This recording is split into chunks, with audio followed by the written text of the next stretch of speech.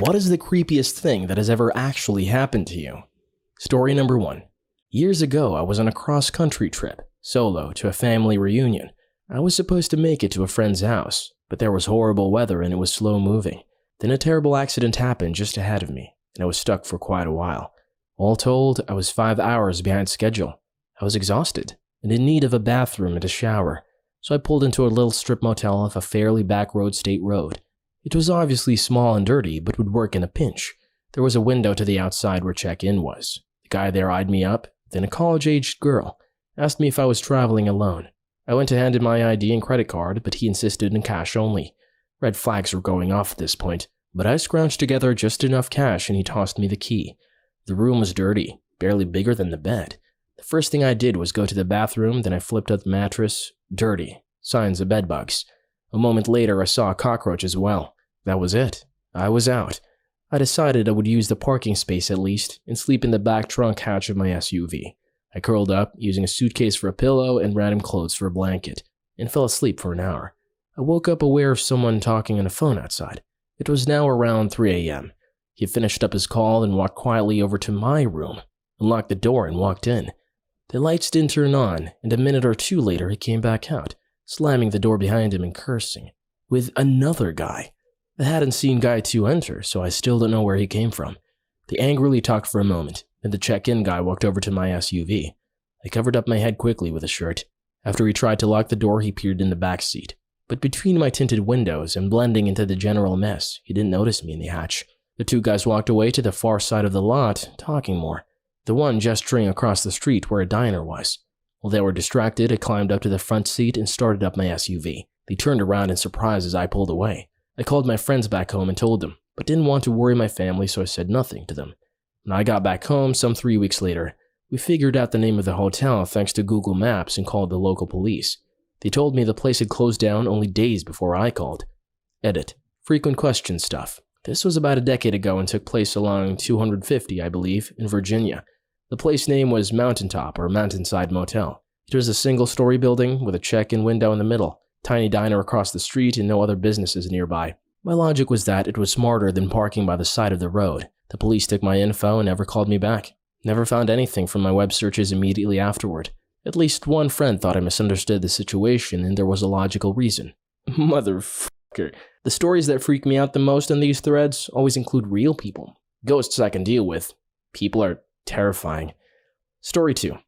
It was my senior year of high school. On a warm May evening, I was getting ready for bed when I heard yelling coming from outside. I ignored it until I finally crawled into bed. It wasn't long after I closed my eyes that I heard, "I wanna fuck you," through my open bedroom window. I was confused, so I got up and looked out my window. There was my neighbor standing at the fence that divided our yards, looking up at my open window. I was pretty freaked out, and I contemplated whether or not I should tell my parents. But it was dark and I didn't know whether or not my neighbor was yelling at me or at someone else that I couldn't see. I didn't know him very well. We had never spoken before. I didn't think there was any real reason to make a fuss over it. The next morning I was home alone, getting ready for school. I see my neighbor putzing around in his yard, and we make awkward eye contact through my living room window. I didn't think anything of it. Close to 8:30 that morning, I heard my dog in our backyard barking, and it started to sound vicious. As I'm in the bathroom, I can hear the back door open. I casually thought, it's just Mom.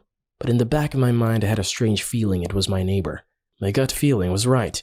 To this day, I am so thankful that I had listened to that small voice in the back of my head. We met up in the kitchen. There he was, standing 5 or 6 feet from me, with an 8-inch kitchen knife in his hand. I'll never forget the look on his face. He looked afraid, almost as if he didn't want to go through with what he was going to do. At the same time, he had this crazy look of lust in his eyes. He said, "Don't move." The only thought going through my head was, if you want to live, run, now. You know when you have those nightmares where someone is chasing after you, but your body just feels really heavy? That's how my body felt at exactly that moment. I wanted to faint, and I'm so glad that it didn't. As I ran out of the house, I remembered screaming, "No, no, no." I fell down the front stairs leading up to our porch, got up, and must have knocked on 2 or 3 different houses before someone finally answered their door. My town's entire police force showed up.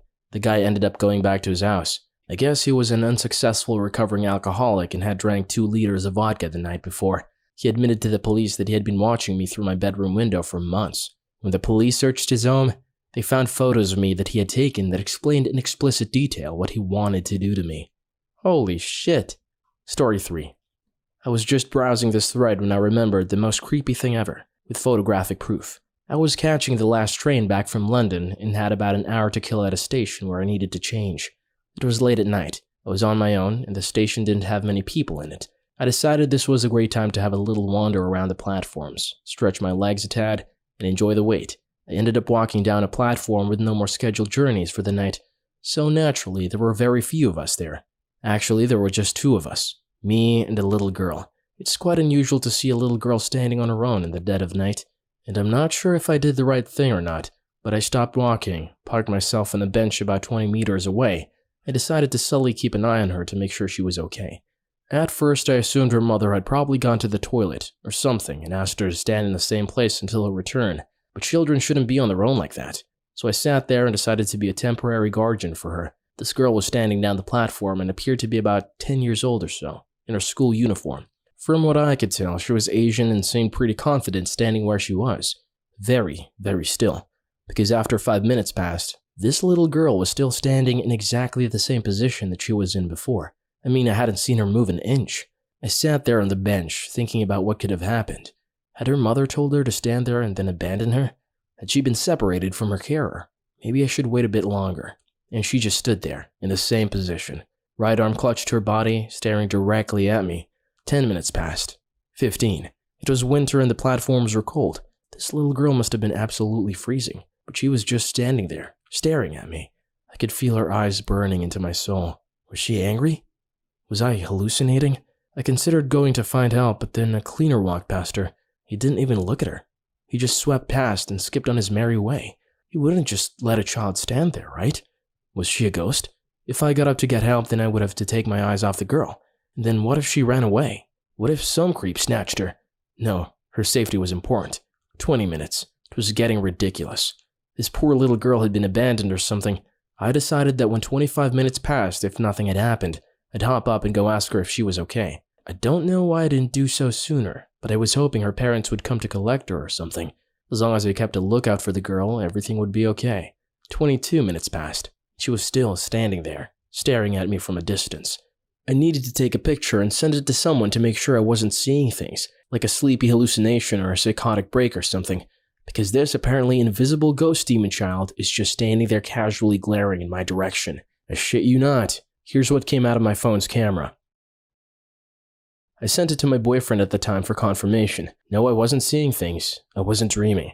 I needed to go help her. And 25 minutes later, she was still standing there, dead still, staring at me in the freezing cold, in the dead of night. Just me and her, here on this dark and creepy platform.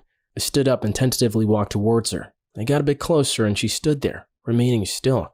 Now as I got closer, it was probably the most, oh my god, moment I've ever experienced. I saw her face, the shadows hitting under the dim station lights. It looked half melted, like she had no real eyes.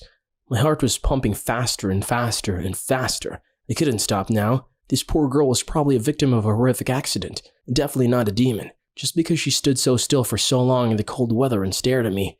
Well, I guess maybe she didn't stare at me. She didn't have eyes.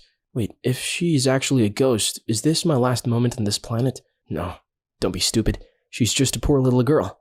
I was scared, I admit, but I knew that this girl with a melted face needed someone's help. I needed to go ask her if she was okay. Besides, what kind of person would I be if I just left her there? And as I got closer, it just became more clear.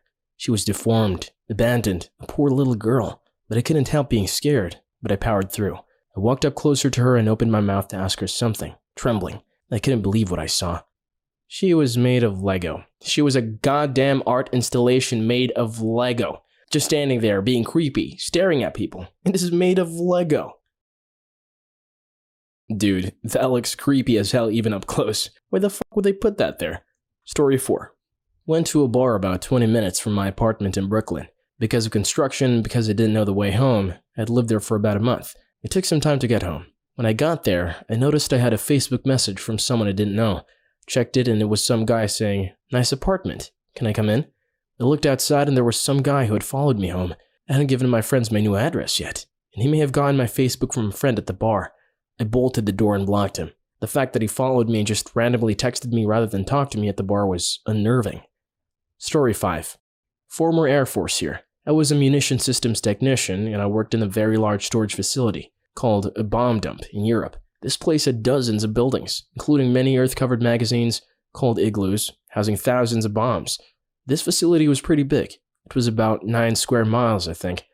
An interesting thing about this bomb dump was that it was completely forested and populated with wildlife.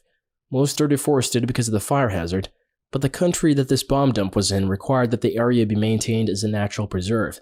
Now, despite having a small deer population, this forest wasn't nice and clear. Most forests have a fire or two to clear them out every 20 years or so. This forest had played host to munition storage since World War II and had no fires since. It was thick, dark, and dank. The trees were so overgrown that you would be hard-pressed to see 10 yards in a straight line. Anyway, it was a pretty creepy place at night. Hell, it was pretty creepy in the daytime. Twice a day we had to run a security check to make sure that no holes had been cut through the fence and that all the buildings were closed and locked. However, this wasn't the job of the swing shifters. We were a skeleton crew. The checks were run by the morning and afternoon crews, unless of course they fucked up, which they did one afternoon. The one guy in control doesn't realize that no PM security check was run until about 1 a.m. Since no one is working dispatch, he just walks down to the hall to our office and asks us to run it. We had finished all of our work early, so we were playing split-screen Halo, which was new at the time. Me and my friend Brian volunteered to take a truck out and run the check. We grabbed a walkie-talkie and a flashlight and headed out. First, we run the perimeter. It's about an 11 or 12 mile trip, but we have to go about 15 miles per hour tops, so it takes quite a while. When we started building checks, it was about 2 a.m. We began at the back. I can't remember how it went now, but we had an efficient system for checking every building without having to double back. Anyway, we started as far back from our building and coworkers as possible. Well, Brian decides that a piss and a cigarette are in order before we begin the building check, which would take us another hour or so. He shuts the truck off, drops the tailgate, and we just sit and chill in utter darkness while he burns down his cig. To this day, I don't know why he shut that ignition off. When we hopped back in and tried to start the truck again, nothing happened. The ignition simply didn't fire. No attempted turnover. No sputter and fail, just silence. It must have been an electrical problem. Well, fuck. We both thought about it and said it simultaneously. Control, this is Storage 1. We're broken down out here. Silence. Control, we're out past Building 70. We need a ride. You copy? Silence. We tried the walkie-talkie for a good 15 minutes before we realized that we would be walking back. Now, we could have stuck to the road. There were no streetlights, but at least we would know where we were going. We would have had to walk about a mile northward to the main corridor, then turn east for another 3 miles. Not too bad, but for some reason we thought it would be much faster to take a shortcut through the forest. I actually knew this was a shitty idea, but I had a man card to preserve, so I went along with the idea. No matter what logical idea I came up with for sticking to the road, it always sounded like I'm a giant pussy when I said it in my head, so I trudged out into the woods with Brian. You'd think that Brian had balls of steel. You'd think that he would shrug off any spooky shit just to save some face. This was all his testosterone-laden idea anyway, after all. Well, this wasn't so. Brian was scared shitless about 10 minutes in. Now, I wasn't too scared. I knew it was a bad idea, but I wasn't about to lose it or anything. However, Brian's anxiety was strong and I could sense it. And worst of all, it was getting increasingly contagious. Walking through thick woods is slow. Neither of us had watches on, and our cell phones were back in our lockers. Before, we just went off of the clock in the truck. But that truck was a quarter mile away now, so we had no real idea what time it was. But we were too far into the woods to go back. I knew that we weren't going in a straight line. We were meandering about, but I did know that we should have almost been to one of the rows of buildings. It was probably about 20 minutes since we had left the truck, but it might as well have been hours since we reached the row of buildings. These were old buildings, above-ground brick structures, not the concrete igloos. The above-ground magazines had specially designed roofs that would blow upward in the event of a catastrophic explosion, minimizing damage to nearby structures. There were also some of the oldest buildings in the bomb dump, a little newer than World War II itself. They were ramshacked, rusted, and coated in moss. Inside they were dank and moldy. The only thing we kept in them were plain Mk-82 bomb bodies, the least expensive and least sensitive stock that we had. The only saving grace about these buildings was the dim industrial lights over their doorways. While not ideal, the soft orange glow was a welcome break from our flashlight. We started walking down the gravel road that these buildings lined. We passed one, then another, and another. Then, holy fucking shit, Joe, one of the buildings was open. The big steel blast doors were sealed, but the side door for personnel to use was propped open with a fucking rock. Control, this is Storage 1. Building 62 is not secure. Silence. Did you get that, Control? Building 62 is open. Silence. I looked at Brian. You know we have to check this out, right? Though it was too dark to tell, I'm pretty sure Brian went a little pale. Yep. We approached the door like Osama bin Laden was going to jump out with a fucking scimitar and gut us. After all, we didn't have weapons on us. I stuck my head in. Hello? I felt a chill roll over me as I entered. Brian followed. It stunk in the building. It smelled like wet concrete and mildew. I shined the flashlight down a row of bombs. There were hundreds in there. When I was satisfied, we headed back to the doorway. We didn't have the keys to lock it up, but at least we could say that it was secure. That's when I heard it. The most blood-curdling scream I had ever heard. My heart went into my fucking throat. Brian just ran. I just followed him. We ran all the way out of the building, across the road, and into the trees across. What the fuck? Brian was shaking. I'm pretty sure that I was too. I'm not sure how I got out of breath. We only ran about 20 yards from the building, but it felt like I had just run a fucking marathon. I hunkered down, resting my palms on my knees. What the fuck was that? It sounded like a fucking banshee, man, Brian said. Then my heart sank. Oh, Jesus. We left the door open. Just fuck it. Dude, we can't. We already called it in. We'd be fucked. For the next minute, or 10, we just sat there panting, watching the door. Whatever was in there, it seemed to have no interest in following us out. Brian and I looked at each other and knew that we had to go shut the door. We both began walking up to it slowly. I was careful not to shine the flashlight into the door. I didn't want to get the attention of whatever was in there. We paused about 3 feet from the door. We'll just shut it, dude. And we did. I slid the rock away with my foot, and Brian gently closed the door. Not another noise came from Building 62. Control, Building 62 is now closed, but it's still unlocked. Copy that? Now you might be thinking, wow, that must have been pretty creepy. Nice one. But I'm not done. The night got even more fucked up. You'd think we'd stick to the road after the run-in with a fucking hell banshee scream, but things don't always pan out the way you want. We started up the gravel road towards the central corridor, passing more of the old brick magazines. We had about half a mile to go now, when there was another scream. We froze. It came from right up the road, just ahead of us. It came again.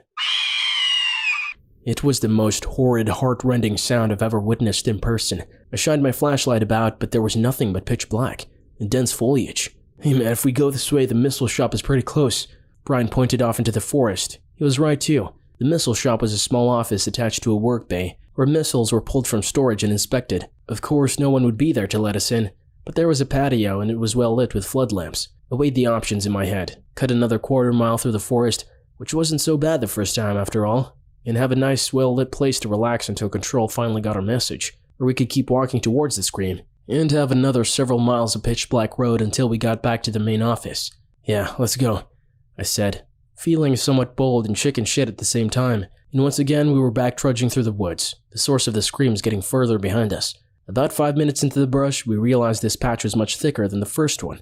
This shit was machete-worthy rotten underbrush. We were working our way through, starting to become quite anxious, when we came to a small opening, about shoulder width and clear of debris. It was a way through. Instinctively, we began following it. The path widened more and more until we were in a small clearing. I could now faintly see the floodlights through the heavy brush ahead. Look, there it is, I said, pointing.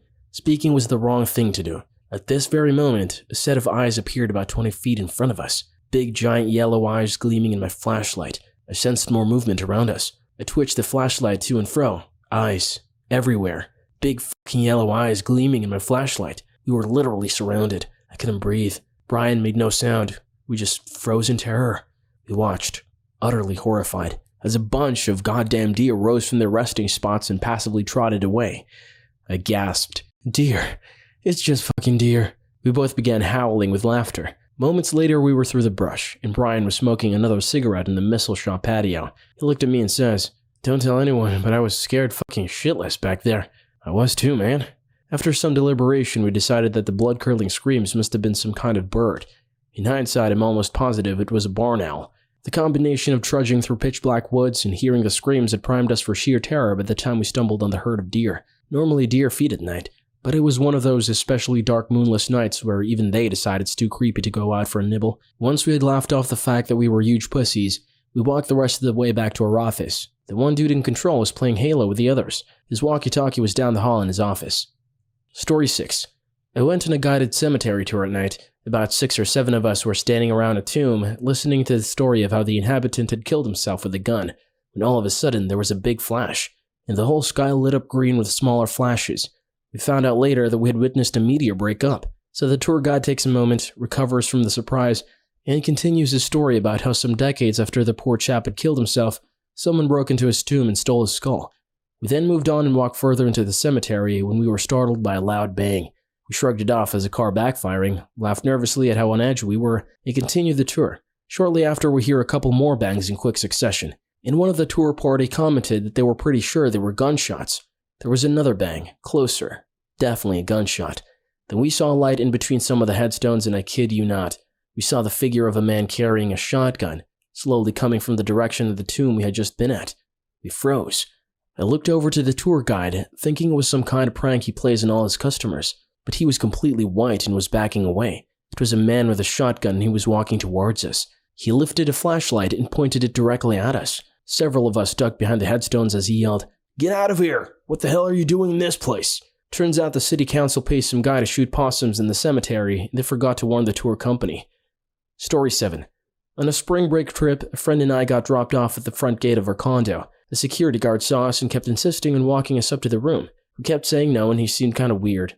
He followed us into the elevator and I stood as close as I could to the buttons.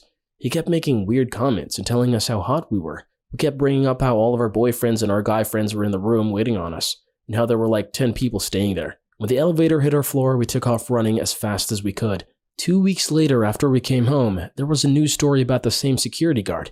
He followed a girl onto the elevator and made her perform sexual favors before he'd let her go. Edit. Found the article about it. He didn't rape her. It was almost 6 years ago. He locked 3 girls in the elevator with him and tried to touch their boobs and threatened to evict them. 2 were minors. He was arrested for false imprisonment. Story 8. When I used to go to college, I had to cut through a particular cemetery, the one attached to this church. The lack of space meant very few people had been buried there since the 1900s. Anyway, under this one tree was the grave of a very young girl, just on its own. Said her name and the date she died, 1885, age 12. I don't know why, but I always got a solemn feeling as I walked past that grave, every single day. Eventually it consumed me. I had no idea why I was getting that feeling walking past the grave, so I googled her name. Within about a week, I had found out who she was and why she was buried there. She was buried there after suffering from a lung complaint. According to the family Bible, she died most peaceably in her mother's arms. Shortly after she died, her family left Brighton and found a private school close to London. From what I can tell, the family never once returned to Brighton to visit her grave. I worked with a family biographer for a while, digging up as much as we could about this girl, because he had barely heard of her, save the death certificate and the mention in the family Bible. It is like they erased her from the last 50 years of their life. After a while, the trail went cold. I still had thoughts of how sad it was that this girl never had her family visit her after she died. And once again, those thoughts consumed me. I fell asleep one night and dreamt of her and her dad. She told me she was fine now. I never dreamt of her once after that point. The uneasy feeling went as I walked past her grave. A couple of months later, the guy I was working with emailed me a picture. He had found a photograph of her. The problem? It was death photography. Because that is what they did in the day and age, as it was too expensive to regularly hire a photographer. So the only existing picture of her is from the day she died. The kicker? The girl in that photograph looked exactly like the girl that I saw in my dream, the one that told me she was fine now. Up until I left England, I left flowers by her grave. This was the only grave in the whole cemetery which ever had flowers on it. My friends do it to this day, because nobody deserves to be forgotten, even in death. Story 9. I've been waiting a long time to tell Reddit the full story of the Whistler. This story requires many details, but it is unexplainable, creepy, and 100% true. I also have video evidence. When I was about 8 years old, I was taking my dog for a walk through the neighborhood with my mom. It was maybe 11 p.m. We lived next to a swamp or woods area on the edge of our neighborhood in Lansing, Michigan. I remember it being very silent and slightly windy. From down in the swamp, we heard somebody whistling at us. It sounded sort of like a bird, but each whistle was different enough that the lack of consistency made it human-like. The whistle sounded higher, then lower. I can't really describe it. My mom had a concerned, slightly terrified look on her face and grabbed my hand and said that we should go inside quickly. I didn't understand because I was too young, but seeing my mom freak out made me freak out too. After a while though, I kind of forgot about it. 2 years later, I was taking my dog out again, late at night. There's a large bush that could easily obscure a person behind it just next to the front door. As I was finishing the walk, the whistling noise started again. Same pitches, the same inconsistent, human-like tones. As soon as I heard it, a chill went down my spine as I remembered exactly the feeling of seeing my mom, terrified, looking down into the swamp at something I couldn't see. Maybe she couldn't either. I ran inside as fast as possible. Years went by and I thought about it less and less. I told only a handful of people and eventually it slipped from my mind. Fast forward to last summer. I'm 24, started dating my girl Sarah. We moved out to South Dakota for work. For Independence Day, we decided to go to Pier and watch the fireworks along the bank of the Missouri River. There was a free camping spot behind a hospital where you could pitch your tent, hang out, and see the fireworks up the river. We were near the end of the campground and there were very few people around us. As it was getting dark, the fireworks began. They were pretty far away, so the illumination they brought was very little. Thus, we had to sit right at the edge of the river to be able to see them. A huge thunderhead was moving in and a storm was imminent, so the air seemed electric and the wind was picking up. The atmosphere was eerie, to say the least. The police boats herded all the other boats off the river and left our area to do that elsewhere. Most of the other campers walked up to the river to have a better view of the fireworks, but Sarah and I stayed back and were drinking tall boys and kicking it. Suddenly, we heard the sound of a paddle methodically dipping into the water. We saw a figure, steering a canoe about 20 meters offshore. Sarah decided to go get more beers from the car, leaving me alone to stare at this mystery person. And then, of course, they whistled at me. My entire body was frozen and covered in goosebumps. It was the exact same whistler from my childhood, more than a decade earlier. I looked at the figure, but it was much too dark to discern who it could be. They were wearing a hat. When they were perpendicular to the shore from me, they stopped paddling, turned the canoe to face directly at me, and whistled right at me. I was so frightened I stood up and shouted at them, "Who are you?" They didn't say anything, just whistled a couple more times, turned the canoe 180 degrees, and paddled out of sight. I'm a videographer, so I already had my camera by my side and was taking video of the fireworks. As the canoe was almost out of sight, I grabbed my camera and got a shot of them whistling as they went away. When Sarah came back from getting beers, she was very confused as to why I was so freaked out. When I explained, she was freaked out a bit too. I was convinced we would both be murdered that night. How did this whistling person follow me after 14 years, all the way to South Dakota? Was it a coincidence? Why was it the same whistling noise? Who was that person and where did they go? So many questions still unanswered. To this day, I'm more afraid of being outside in the dark where I might hear that whistling again. I'm open to any explanations. If there is interest, I will find a plug and edit a little video of the fireworks and the whistling noise, and the canoe disappearing. I'm in Uganda currently and the internet is spotty where I am, so I'll do my best. Edit. Okay, finally. I spent all afternoon uploading this video. Here's the link.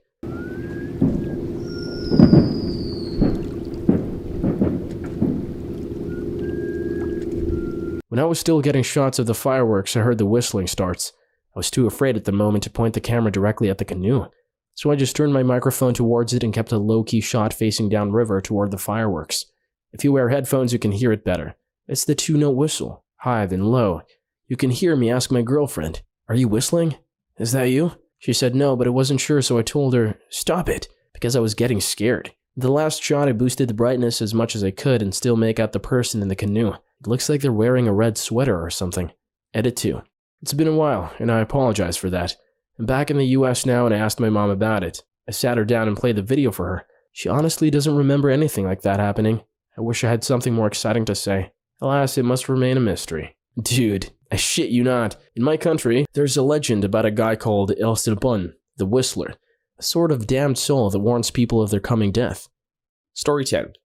I work in a pub. It's about 2 miles away in the next village. I usually finish work late, 1 to 2 a.m., and I have to cycle home. The only route is a small road that goes through somewhat large woods. There's a 1-mile stretch that has absolutely no streetlights. It's pitch black. As I was cycling through the woods, I start hearing the screeching sound, similar to a small animal dying. It scared the shit out of me, so I started pedaling fast. I continued to hear it, and it seemed as if it was progressing toward me.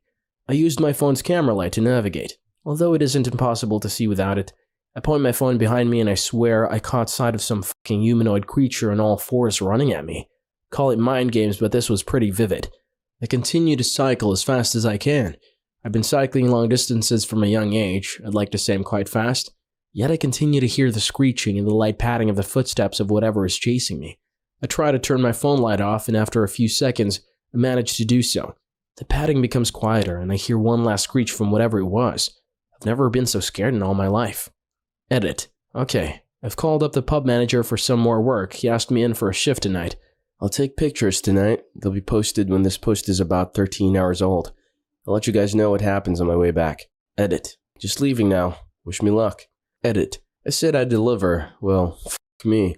I took some pictures of my cycle home to try and verify the story as much as possible. I'm pretty shaken at the moment, as I'll explain below. So on my way home, I was absolutely shitting myself.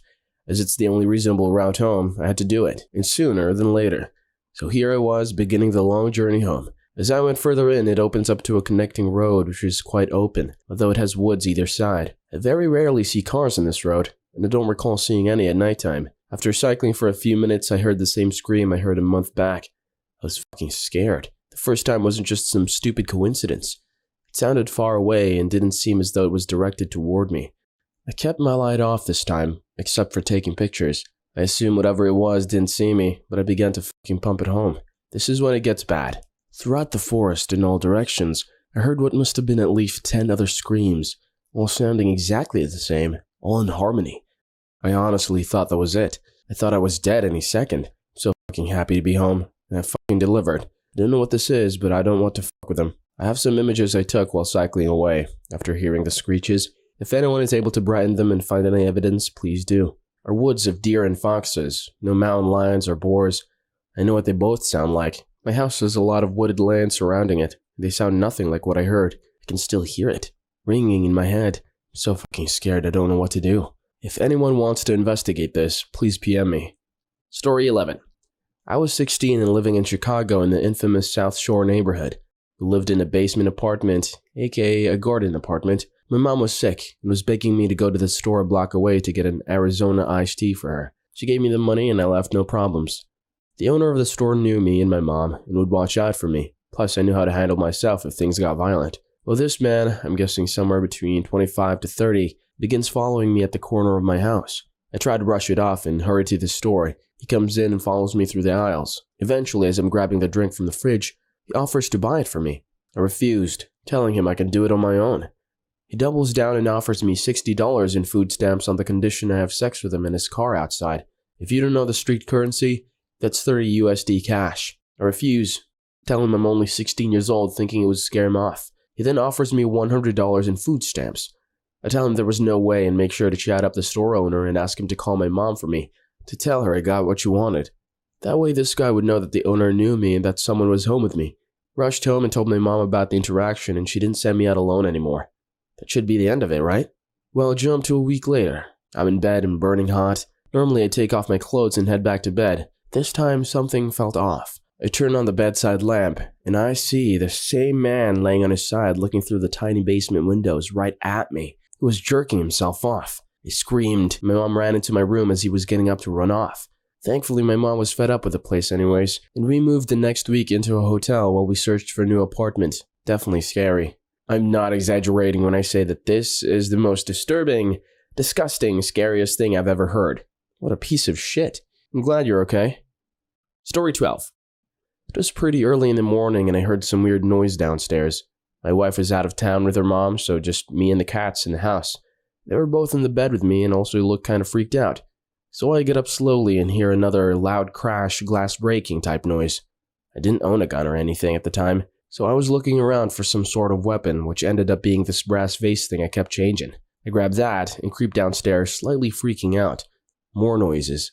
Then a noise. Turns out I left the back door wide open and my goat wandered into the kitchen and shit everywhere and broke a shelf. I yelled at the goat and he went back outside. Story 13. About 6 months ago I was home alone and I get a knock on the front door. Now I'm always cautious of people at the front door because my front door is set back on the side of my house out of view. There were 2 large security-looking men in big black suits and greasy hair. They asked as they peered around me, "Do you live here alone?" I said no, pretending I had a husband or something. Then they asked, "Does your dog bite? And is your house secure?" Then I asked where they were from again, and with one last look around me through to the house, they said, "We'll come back later. Maybe you'll be more cooperative." Now it doesn't sound scary, but home alone at 23, this still freaked me out. This frightened me for weeks. I immediately went to the neighbors thinking they had spoken to these men as well. My neighbor said no, she hadn't, but she assumed they were friends of mine as their car was in my driveway almost every day this week. I worked during the day. I called the cops and felt sort of silly, but basically wanted them to know that if I turn up dead, I know who did it. They took it very seriously, and after a squad car was sent out, I got a call later that evening. They said men matching the description were persons interested in a break-and-enter raid near Tea Tree Plaza, Adelaide. They sent a car out to see me and did regular checks for the next 3 nights. Still, I can't wait to move. 3 more months and I'll be out of this house away from whoever those men were. With all of the stories you usually hear, It's nice to see one where the cops did their jobs. Story 14. I worked as a park ranger for a few summers. It was a great job, but the downside was dealing with the public. I have tons of crazy stories, but only one extremely creepy story. I was scheduled to close the park one night with another girl. The park opened at dawn and closed at dusk. The closing duties were to drive around and make sure everyone was out of the park and close the gates. You had to make sure everyone was out or else they would get locked inside. Kristen and I got into a truck together to check the day-use picnic area, both campgrounds and all bathrooms. When we left the upper lot, there were no cars in the parking lot of the ranger station. Important later. We cruised around and checked all areas. All was good, so we drove back up to the gate and ranger station to close up. I got out to close the gate and jumped back into the truck. Kristen pointed out that while we were gone, a Jeep had parked in the parking lot. We thought this was super weird since we hadn't seen anyone park there earlier. But whatever. We parked the truck a couple of spots away from the Jeep and got out. I figured we'd just tell the person to leave and then we could go home. As we approached the vehicle, we could barely see someone sitting in the driver's seat. We had dim street lamps, so we knew someone was in there. I waved and got no response. No movement. Kristen knocked on the window, but the person didn't respond. We both started feeling like something was wrong. I got chills standing there and we both stepped away from the Jeep, alarmed at the lack of response. We both decided to get our boss, who lived across the street, on site. We weren't supposed to bother him at night, but this was too weird. He got his shoes on and walked over with us. As we were crossing the street, we saw the door to the Jeep slowly open. Then all three of us saw a figure creep out of the vehicle and crawl underneath. All we saw was a shadow since there wasn't a lot of light. All of us were scared shitless. It was something out of a horror movie. Kristen got on the phone with the police while my boss and I slowly approached the vehicle. My boss told the person they needed to leave and that we were calling the cops. We could see someone sitting under the lifted Jeep, near the front tires. The person wasn't moving or responding. Once the police showed up, they were visibly freaked out too. They had guns drawn and everything. It turned out to be some person tripping on meth. We had no idea why they showed up at the park or what they were doing there, but the cops did find drugs and a loaded gun in the vehicle. After that night, my boss changed all policies regarding closing duties. He added extra closers and we had to carry mace. It was truly terrifying to witness someone creep out of their car and scramble like an animal underneath. It was like she was possessed.